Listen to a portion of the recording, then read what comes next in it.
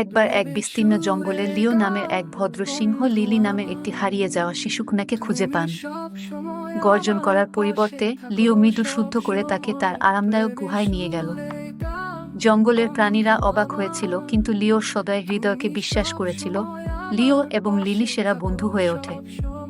তিনি তাকে জঙ্গলের বিস্ময় দেখালেন, যেমন ঝলমলে জলপ্রপাত এবং রঙিন ফুলের ক্ষেত্র। প্রতি রাতে লিও লুলাবি গান গাইত এবং লিলি তার তুলতুলে মানিতে ঘুমিয়ে পড়ত। একদিন পাশের গ্রামের একটি অনুসন্ধান দল লিলিকে খুঁজে পায়। তার বাবা মা খুব খুশি, কিন্তু লিওকে নিয়ে চিন্তিত। লিওর কোমল স্বভাব দেখে তারা বুঝতে পেরেছিল যে সে একজন সত্যিকারের বন্ধু।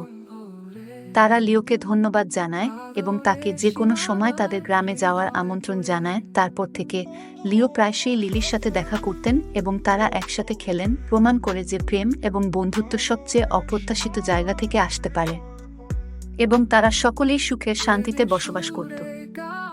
বন্ধু আমার, তুমি সব সময় আমার পাশে থাকো, সব সময় প্রেমের সুরে গাও।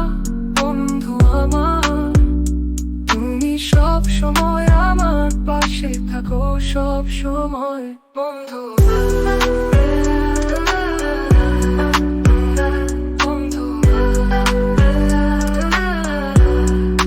বন্ধু আমার সাথে মন ভরে, আদরে সীমানায় হৃদয় ভরে।